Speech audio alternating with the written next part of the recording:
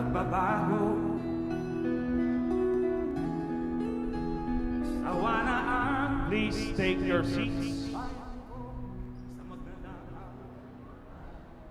TESDA, as you all know, is the government agency mandated to manage and exercise national leadership in providing relevant, accessible, high-quality, and efficient technical, vocational education and training, or TVET. To realize this, TESDA continuously identified new programs and services that are responsive to the needs of the Filipino people. We are honored and thankful to have all of you today to witness and celebrate this new milestone. To formally open this event and present to you the latest 911 TESDA web-based program, may we call on our hardworking Director General, Secretary Isidro Cid La Peña.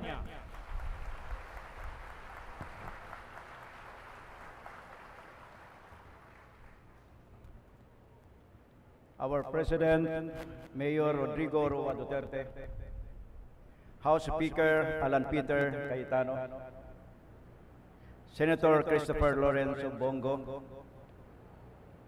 Secretary Ramon Lopez, Mayor Lino Cayetano, Secretary Martin Andanar, TESDA board members, colleagues in government, our digital online service platform partners, other distinguished guests, our friends from the media, officers, men and women of TESDA, and of course my better half, Mrs. Rebecca La Peña, and my daughter, Nina La Peña. Ladies and gentlemen, magandang gabi po sa inyong lahat. I would like to thank our President, Mayor Roa Duterte, for joining us today. The entire TESDA family is honored to have your presence in this very significant event. I welcome you all here at TESDA. Thank you for joining us. Today signals the beginning of a landmark project of our agency. We will now officially launch and open to the public the web-based program called 911 TESDA. Sometime in March, I have been introducing in my talks the idea of 911 TESDA. And in May 2019, we forged a memorandum of understanding with some of the country's major digital online service platforms to realize this project. 911 is not a new concept. In Davao, for example, where the President and I come from, we have the Central 911 Emergency Response Center. This center was established when the President was then Mayor of Davao City. It is a very good and effective system where everyone has access to various emergency services when needed. In his recent State of the Nation address, the President stressed the importance of ease of doing business. People transacting with the government, whether in the context of business or enterprise, or seeking basic social services, should do so without difficulty. This is the principle behind our 911 TESDA program. We have to make our services simpler, more responsive, and more accessible. With 911 TESDA, utilizing advanced technology, our services will now be more efficient and effective. We know that almost everything is going digital. The services of skilled and certified construction workers, electricians, carpenters, plumbers, and the like are being offered online. We are now seeing more and more of these types of service providers. To support this growing sector, 911 TESDA will provide the need for skilled workers and technicians at any time of the day. With this platform, the holders of TESDA national certificates will be given opportunities for need-based or even permanent employment. This is true to our mission of ensuring jobs or livelihood opportunities after skills training. The national certificate holders can apply for 76 types of jobs or services that match with 75 TESDA courses. We highly encourage our certified TESDA graduates to voluntarily register in this program. At this point, I invite everyone to watch this video about 911 TESDA. The government's vision to reduce poverty, facilitate ease of doing business, and prevent and lessen criminality and corruption, the Technical Education and Skills Development Authority developed the 911 TESDA. 911 TESDA is a web-based program that provides every Filipino with reliable and readily available services, better employment opportunities for certified workers, and promotes ease of doing business by providing free and accessible online job skills matching. Initially, 911 TESDA is operational in Metro Manila and nearby provinces. It offers in-demand services courtesy of the partner digital or online service platforms. 911 TESDA can be easily accessed through the TESDA Connect app, available in Google Play Store. Serbisyo, trabaho, in-911 TESDA mo na! Go to www.911tesda.ph. Sa TESDA, abot lahat!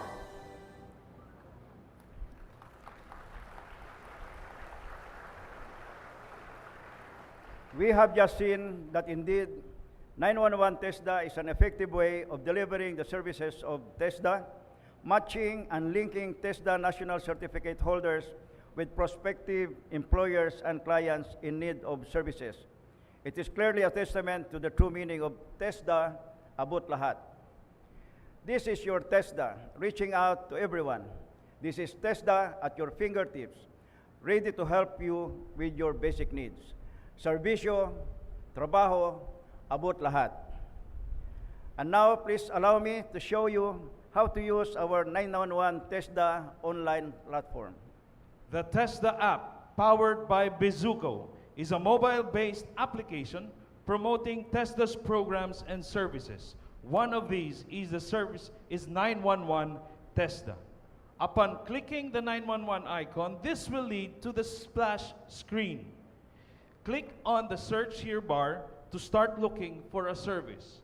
The secretary will now look for the desired service, the aircon cleaner, and will type in the location where he needs it.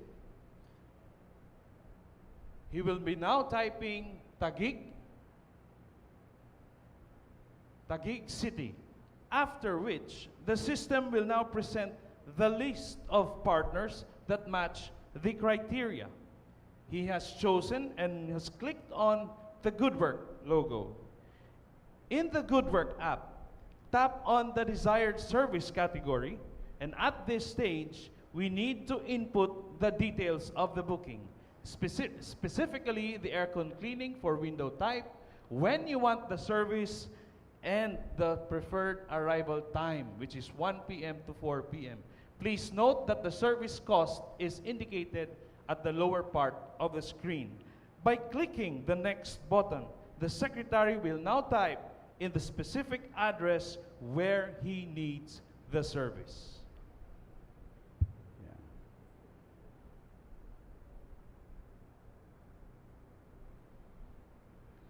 At this point, may I request our President to please do the honor of launching this program by submitting this service booking.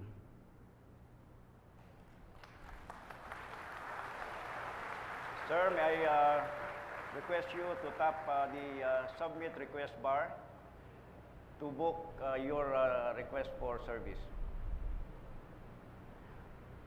Thank you, Mr. President. You have just launched 911 TESDA. Mga kaibigan, nakita po natin how fast and efficient 911 TESDA is. We all just witnessed this new, exciting, and challenging service delivery mode to be implemented by TESDA. At this point, to introduce our distinguished speaker, may we call on DTI Secretary Ramon M. Lopez. Mga kababayan, ang minamahal nating Pangulo, minamahal sapagkat over 85% approval rating after 3 years. Si Mayor Rodrigo Roa Duterte.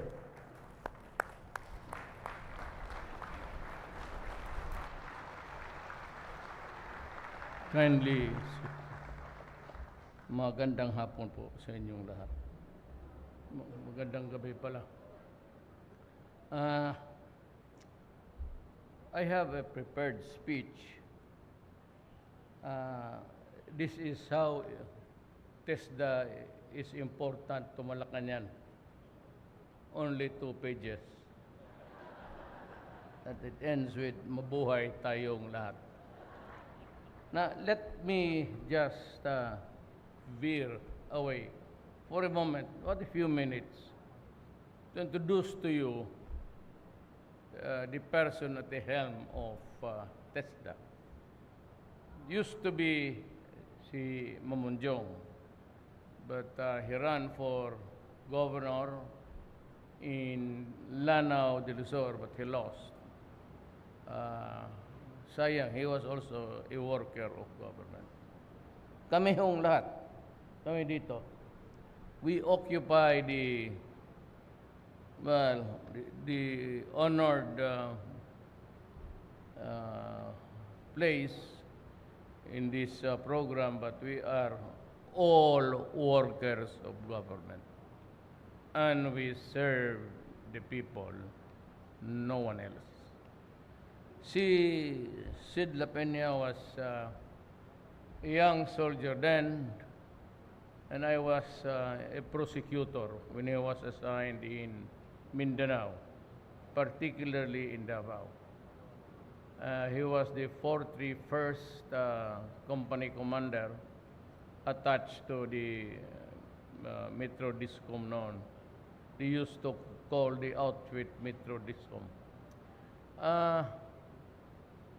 He earned his spurs in different assignments all over Mindanao. She said, kilala ko. And that is why I took him in. And as a matter of fact, if you'd notice, and do not be uncomfortable with it, because they are all retired military men. Ito si Sid went on to become deputy chief of police noon, and then eventually I got him as my chief of police for the longest time. At naging RD ka, Sid, no? Yes. Eventually, I had him assigned also as RD ng police, regional director ng PNP. Alam mo, I can vouch for all of them, Sid and the others. Hindi ko sila kilala since birth. I had the privilege of knowing them when I was already a mayor. And since I was in that office for the longest time, silang lahat dumaan sa Mindanao in various capacities and positions. Silang lahat from Lorenzana. They were just also battalion commanders then. Lahat yang sila. They either were assigned in the area of my city, or they were mga pulis karamihan. Itong lahat sila, including Sid, marami kasing takot You know, ang iba sabi na nagpapalakas ako sa military para hindi ako makudita. You know, it was not the military or the police who elected me president. Taong bayan. And to this day, I am still wondering how I made it to this position. In others, I was not even given the Chinaman's chance to make it. But somehow, God is a way of, alam mo, ang Diyos marunong eh. He balances everything. However, unequal minsan ang buhay. Life is never fair. You can be sure of that. Pero, yung na-presidente ako, isa lang man tanong, sila Sid, Lorenzana, Del Rosario, si Mato, they were assigned in my area. I know them and they know me. Kaya nung panahon na gusto kong, well, during the almost second half, third, alam ko na mahirapan ako. I don't have anything against the bureaucracy. But there are things which I can avert, delay, or more of a... Alam mo kasi, ang bureaucracy, mahirap ka usapin. At yung mga direktor, magipagdebate pa sa iyo. Lalo na yung mga... And you know, I am in a hurry. Not because, well, one of the things that I really want is matapos na para, not so, parang pagod na ako. I'm still capable of doing the job, maybe, but pagod na ako. And especially, sadly, yung sinasabi ko na hindi ko mahabol ang korupsyon. Baski saan puputok yan. And I think that every table in a national or local office there's something to do with discretion. Diyan papasok ang korupsyon. Basta yung may discretion, he can sit on it, on the papers, he can delay it for any reason, and it gives rise to so many things corollary to the delays, pera, minsan. Alam mo, wala naman talaga akong pera. Kilala ako nitong mga to. Sila yung mga pamilya nila. They know me. Hindi naman sa mahirap ako. But ordinaryo lang rin kasi akong empleyado. A little bit higher in the salary grade. Maybe by a few thousands. But I did not have the millions to finance a presidential campaign. But that is another story. It has something to do with the Supreme Court decision itong kay Grace. I have nothing against Grace. She's a wonderful woman. She's very courteous. Lahat na, but I simply disagreed with the Supreme Court ruling sa kaso niya. It's not because I did not want her to be president. She could have been, and she could have been also a very terrific government worker. Pero on a matter of principle, talagang sabi ko, ang Supreme Court mali sa paningin ko. But of course, as a lawyer and a government worker and a citizen of this republic, I have to acknowledge the supremacy of whatever judgment or decision the court may hand us down. Nung nanalo ako, tanong ako na, Panginoong Diyos, do not ever believe the Wala bang pare dito? May Diyos po ako. I just don't want to be saddled with religion. In a matter of a universal being there, beyond the clouds, elsewhere you look, saan, it cannot be na walang Diyos. But it is not a religion that is tied to an organization or something which sometimes their ex cathedra or dogmas is simply not acceptable to my God-given common sense. Kaya mas noon pa, talagang may away na ako sa pare, ganitong langaw na ito. Utos man nila ito. Kanina pa yan, sunod na sunod sa akin. Naligo naman ako, yung mga buang. Well, anyway, I will not dwell on it. That is something which is it's either water under the bridge or in honor of my mother, I will just accept the things. Pero sabihin ko sa inyo, life is never fair. So, ganon. So, kinuha ko yan sila, Sid, Lorenzana. Lorenzana was almost a retired, semi-retired ex-military man who was working in Washington, D.C. And I had to call him about 4 times because sabi niya, hindi na siya, pati si Sid. Sabi niya, siguro, mayor kasi ang tawag sa akin. Hindi naman presidente. Mayor, pahinga na lang kami.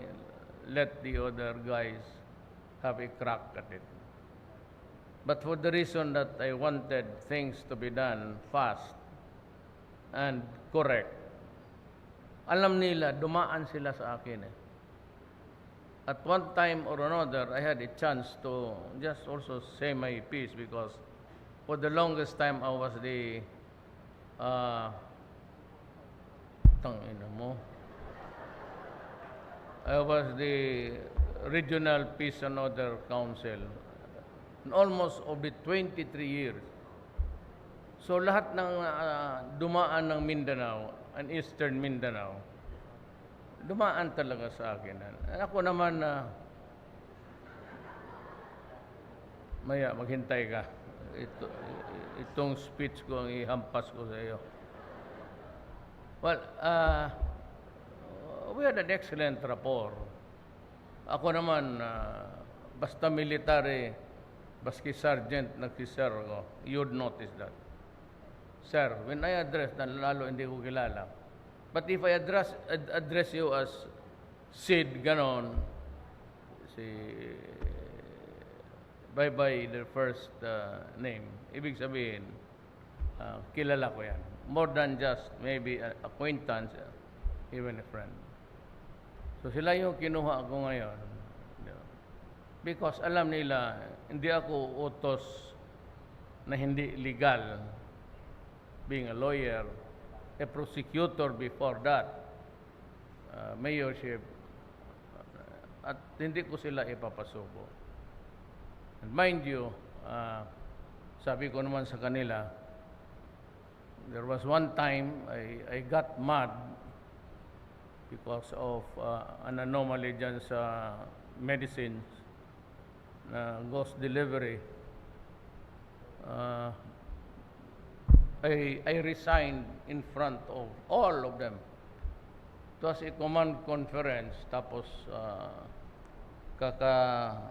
bullshit ko lang yung mga tao doon sa Nayong Pilipino for allowing the building of a structure na gambling casino. So nagalit ako because it would be located in the Nayong Filipino area, and I told them, what's the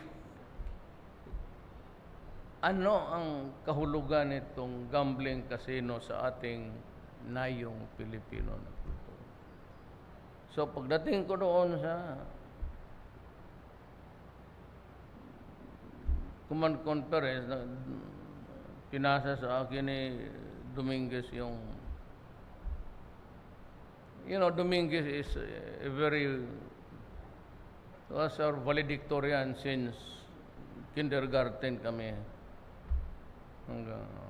Ako ang 75 lang. Hanggang dyan lang ako. But, I was the one, stricto yung buang na yan pera. So, nakalagay doon. So, nagalit ako. I said, you guys, if you cannot cover my back, I'm ready to go. I will step down tonight, now. Uwi na ako sa amin.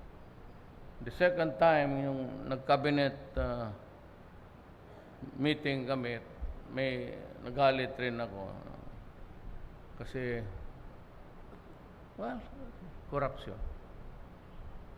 Maraming cabinet members during my time na napaalis. Halos nga siguro isang buwan, isa, dalawa. Mga kaibigan ko yon ang tumulong sa akin. They gave money, time, energy, all. And in return, I am a man that has a strong sense of gratitude. And so, cabinet member, pag sinabi ko sa kanila, kilala ninyo ako. Kung kilala talaga ninyo ako, alam na ninyo. Alam na ninyo. Hindi na magle-lecture pa na. Napaka-corne kasi mag-lecture na matatanda. But yung along the way, maraming, so sabi ko, dito na muna ako sa, because I'm running out of time. It's just around the corner. And before I know it, baka ako na rin ipakulong ng mga gago. Pero sigurado yan, it could not be graft and corruption. All the cabinet members would tell you, I do not allow papers, transactions involving money, especially public funds, na maghintay pa sila ng approval. Nothing of the sort. It begins and ends with the cabinet member. Purchases all, wala akong pa. Huwag mong dalhin sa table. Kaya masiguro ninyo, ang tinatanggap ko lang, pera ng gobyerno, sa totoo lang, 200,000. Napakaliit ho ng sweldo, if I may say so. Isa yon sa parang nagreklamo ako. Kasi dalawa ang pamilya ko. May number 1 ako, may number 2 ako. May number 1 ako, pamilya ni Inday, mga Zimmerman, at itong taga Bulacan. So yung 200 yan, hati yan. Pamilya ang bilangan hindi naman ang bunganga. So, it leaves me with nothing. And you can search wherever you want. Wala akong pinirmahan dyan sa an extra emoluments or allowance. Wala talaga. Kaya dyan lang ako sa... Ngayon, kung yayain mo ako, I do not accept yung mga yaya ng lalaki, yung dinner, yung having coffee. Hindi ako sanay ng ganon. Hindi naman ginagawa namin probinsya yan But if you want to invite me, first, you must be a lady na walang sabit. Pangatlo, may pera ka pambayad sa kinain natin. Na ngayon, kung hindi pa ako kumain, at you set it an early hour, ang pakainin mo ito lahat sa likod ko. Lahat yan. Akala mo ganun lang yan. But when they begin to spread out, hindi mo makita. Pero pag mag-congregate na sila, pagkainin mo, baski na palit-palit, mapuno yung restaurant. So, easily, more, 100, 200,000 ang gastos mo. Kung gusto mo akong imbitahin, kung medyo masama ang tingin ko sa iyo, ako na ang magyaya sa iyo. Pero in my office, whatever your position, it's 1 cup of rice. Because I'm saving sa rice natin kasi maraming Pilipino na walang kain. So, 1 cup of rice, soup, pati ulam. It could be pork chop. Kung gusto mo, it could be bangos. Yan. Yan lang. Sa maraming istorya, puro yabang na yan. Wala mo na. Lalo na kung may babae, tigas ka, tigas dito. But anyway, that is how I glimpse of, totohanan yan ha. I'm sure marami kayong kilala sa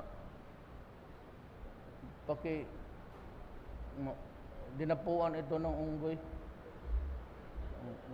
Yung bago. Sa kakapasyal, pati yung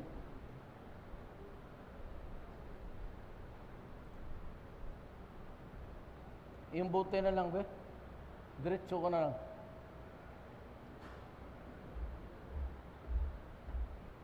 With your permission. Hindi madali magsalita, lalo na matanda ka na. Nagda-dry ang, have you noticed that, you guys? Nagda-dry ang mouth mo. So, let's now go to the main topic, or why we are here.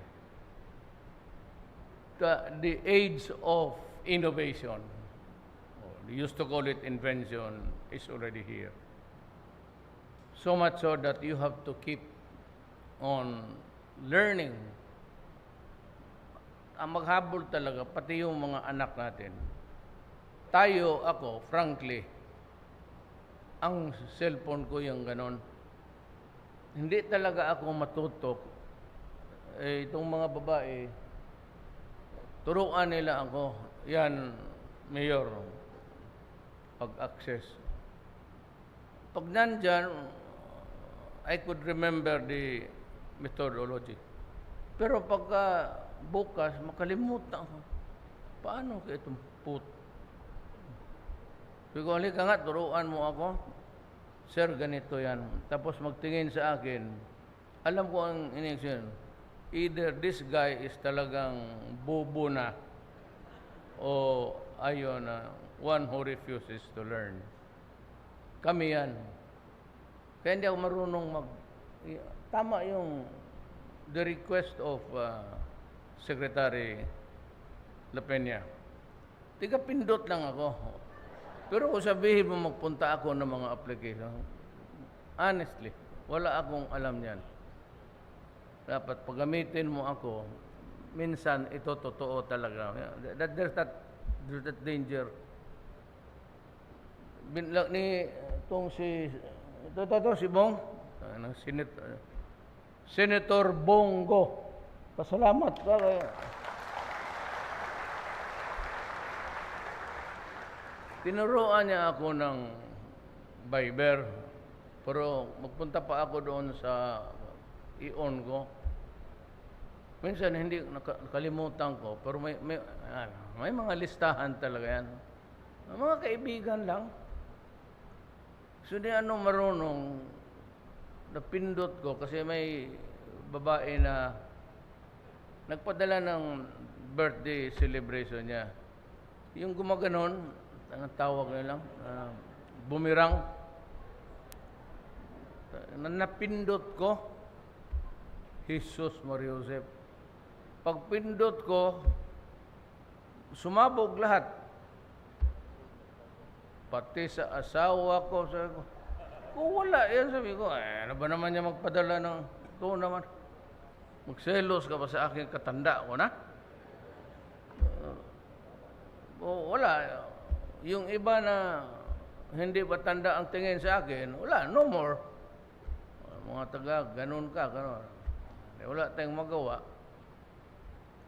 So, wala na akong girlfriend ngayon. Wala na talaga. Zero. Pati matanda na rin. Wala. There is always a time for everything. A time to be virile and a time to be just hardly. But if you are a friend of Pfizer, you can get the discount. Mahal yan po. Suppose 400. That 400 does not give you something like this.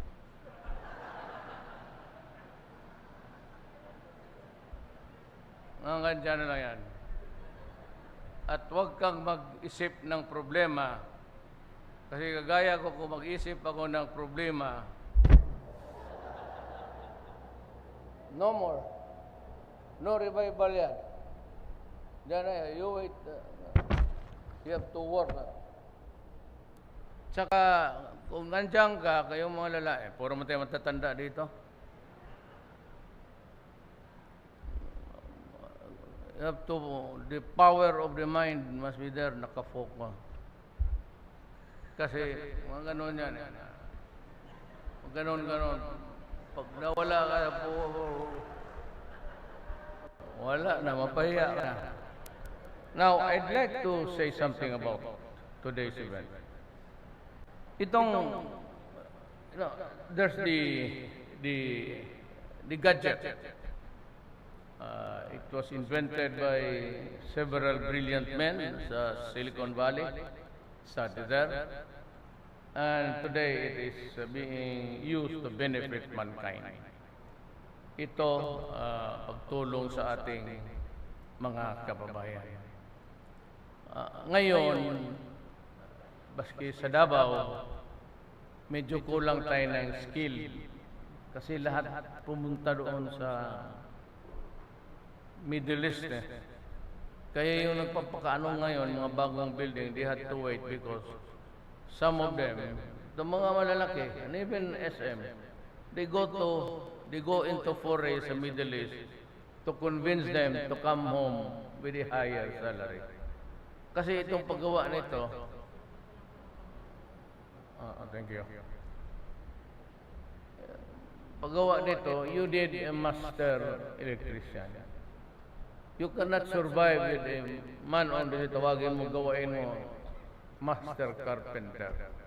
There's the architect, but there's the kapatas who sees to it that it's being followed. So, yung mga ganon, nawala. Itong second generation, as a matter of fact, sabihin ko kay Sid na yung kinuha ko siya from custom. I don't believe even for a moment the shit yan corrupt. Or else he would not be in the cabinet. Including yung lahat, si Faildon. Do you know Faildon was the one na nagpindot sa akin na merong cigarette stamps na fake at 5 bodega na with fake stamps.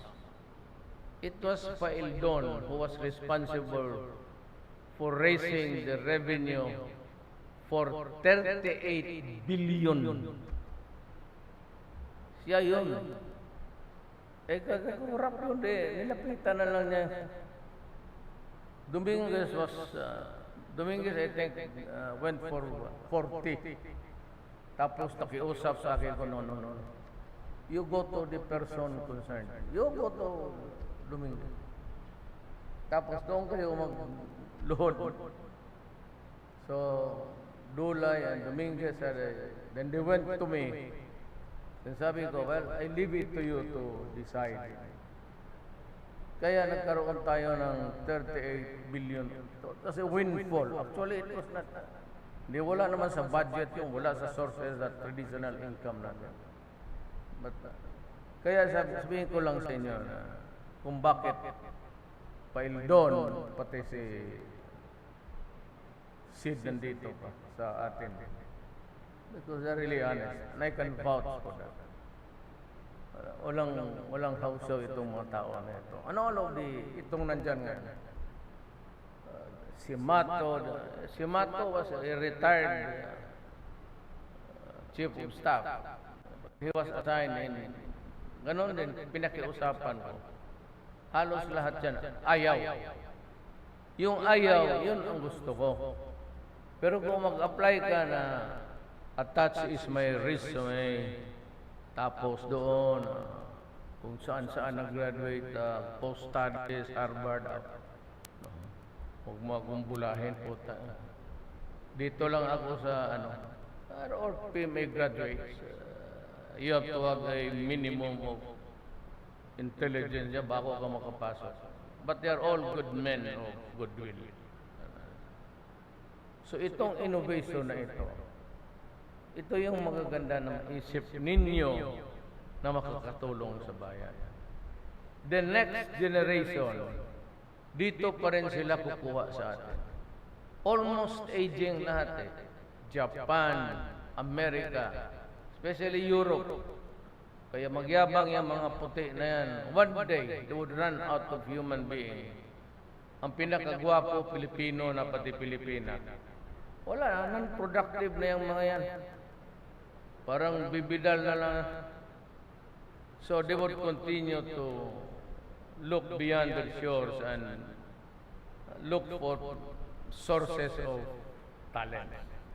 Kaya sabi ko kay Sid, doon yung cabinet meeting, during his first cabinet meeting, sabi ko, Sid, because I'm working very hard dito sa mga komunista. Lahat na nag-surrender, may bahay yan. Kay Del Rosario yan.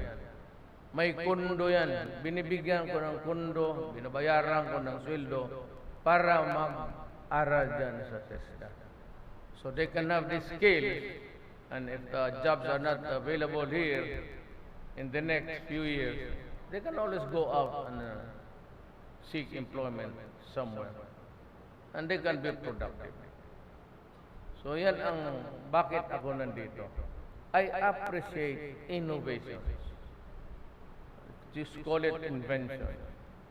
But since it applies to many things now, it's called innovation. There's one innovation that I really appreciate. And may I be allowed to say, salamat sa inyong lahat sa tulong ninyo sa Pilipinas.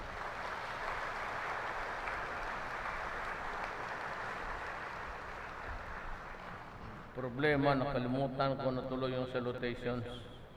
So balik na tayo, dito na tayo sa ano, ha? So you listen para hindi sabihin pagod na kayo. Just pretend. I know that you are eager to go home. Wala namang ulan.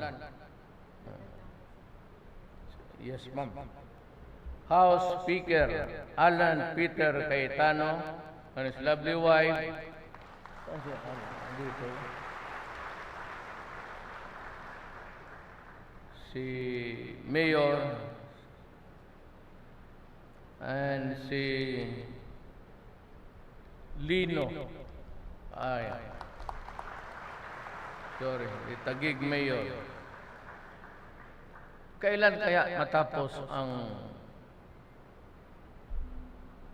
ang dynasty ninyo?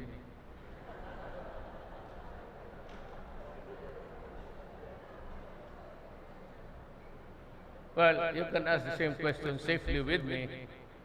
Yung mayor, si Inday, the vice mayor, si Baste. Believe na ako ngayon, may haircut na. At walang ginawa yun sa buhay niya, kundi babae. Ngayon, he worries about the public interest. And that is, I'm grateful to God na si Pulong, pero you can be very sure yung ano ito, si Inday pati si Inday okay yan. Si Sebastian, si Pulong, hindi ko na nakikita. Papalit-palit ng partido. Inyo,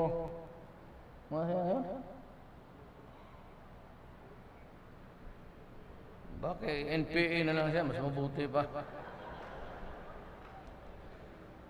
Trade and Industry Secretary Ramon Lopez and other members of the Cabinet.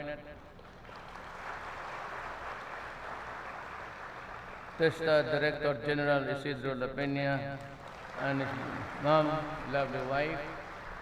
Kaibigan ko yan sila for the longest time.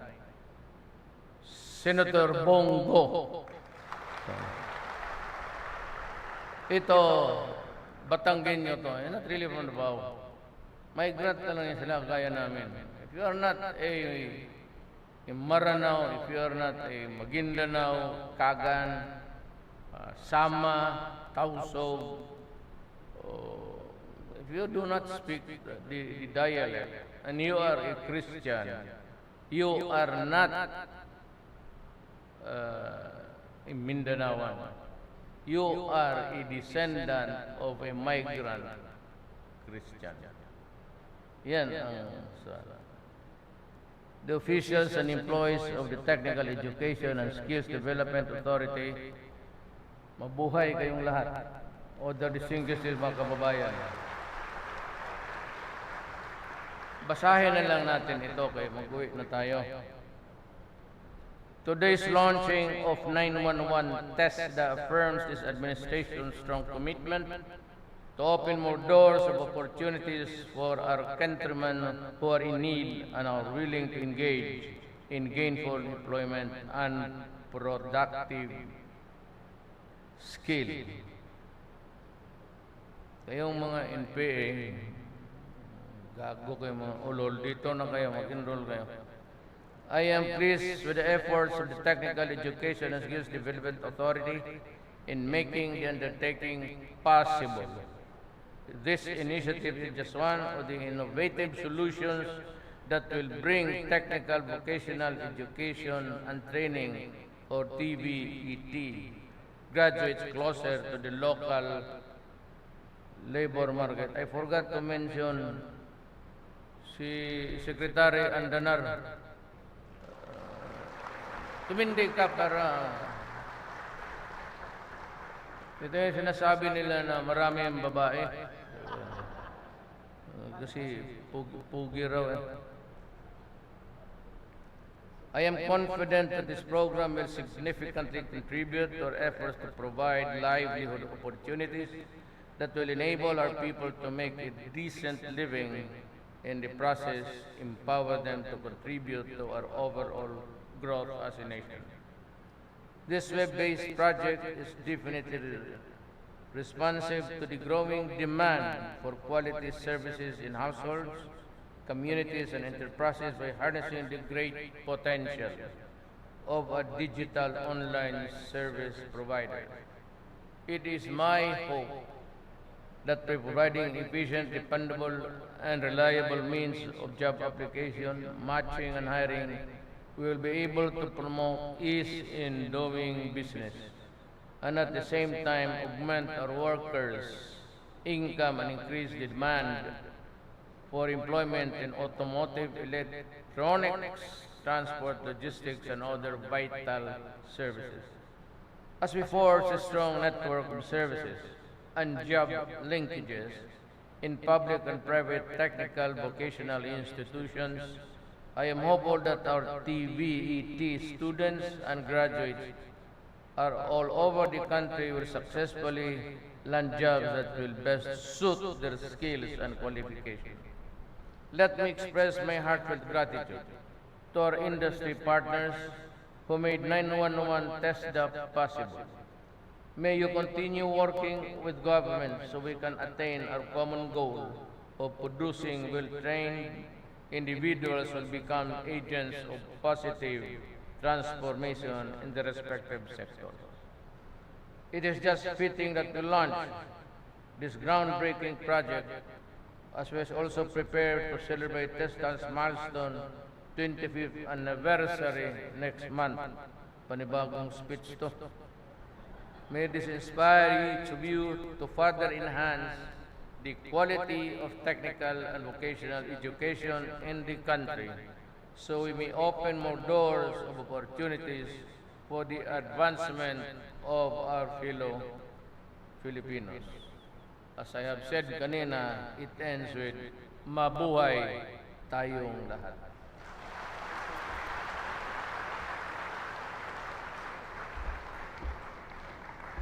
Thank you very much, Mr. President, for your remarkable message. At this may we request our President for the first we'd like to call